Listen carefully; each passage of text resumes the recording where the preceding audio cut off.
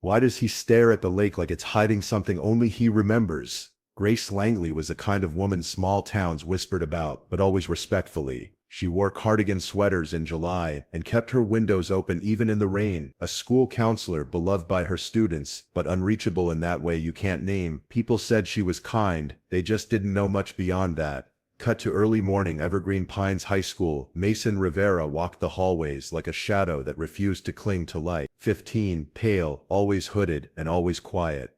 A transfer from somewhere no one cared to remember. Grace noticed him immediately, not because he was odd, but because his silence felt familiar, too familiar. He looks like someone who's already said too many goodbyes. Cut to counseling office. She called him in, offered tea he didn't drink, asked about home, friends, his favorite classes. He gave her one-word answers and stared at the window behind her, toward the lake. Narrator. That lake. Harbor Lake, just a short walk from school. Grace hadn't stepped near it in 16 years. Not since her sister disappeared one July evening while the two of them fought about something stupid, or maybe it wasn't stupid. Grace couldn't remember anymore, and that was worse. Cut to Mason, alone at the lake. Mason would sit by its edge every afternoon after school, never swam, never skipped rocks, just watched, like he was waiting for it to talk back. He's either poetic or haunted. Only in towns like this does that count as a compliment. Cut to Grace's home evening. She dug through an old shoebox, inside a photo of her sister, smiling, sunburned, wearing a necklace with a tiny silver pine cone. That necklace hadn't been seen since the night she vanished. The next day Mason skipped class. Grace found him at the lake again. He didn't hear her approach, or maybe he did. Then she saw it, dangling from his fingers, faintly glinting in the sun, was a tiny silver pine cone. Grace froze. Narrator. It was the exact necklace her sister wore the day she disappeared, untarnished as if time had paused for it, but not for her. She couldn't speak, couldn't move. Mason finally looked up. His eyes didn't hold fear, they held recognition. It kept calling me.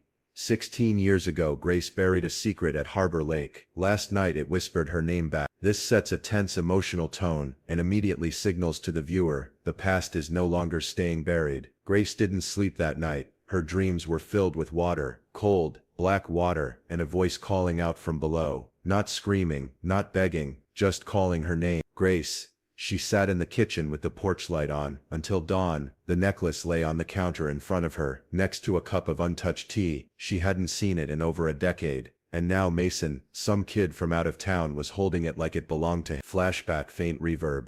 Two girls at the lake, one furious, one crying.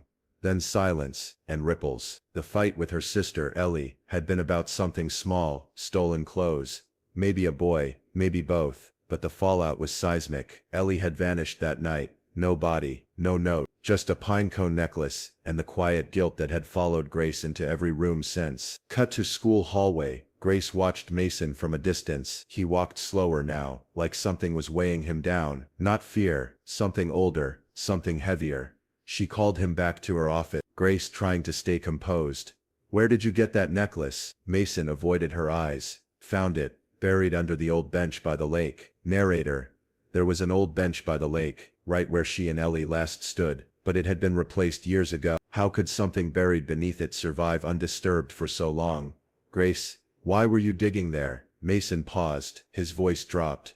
Because I heard someone crying, and when I got close, the sound stopped. He said it like a confession, not like a ghost story. Cut to Grace at home. She pulled out a dusty journal, Ellie's, half filled with doodles, magazine clippings, notes about boys, lyrics from songs they both used to love. Then she found it, a page marked with a pressed pine needle. Below it, a line written in Ellie's looped handwriting. If I ever disappear, the lake will remember. It always remembers.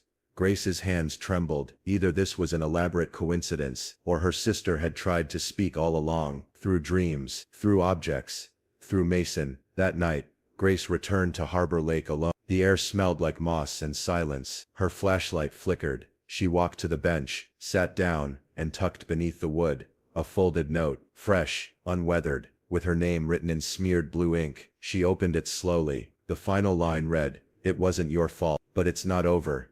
Cut to black.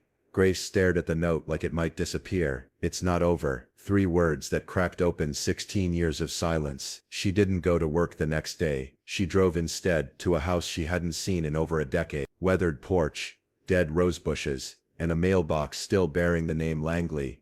Her sister's house, now owned by someone else, but still carrying ghosts. Flashback.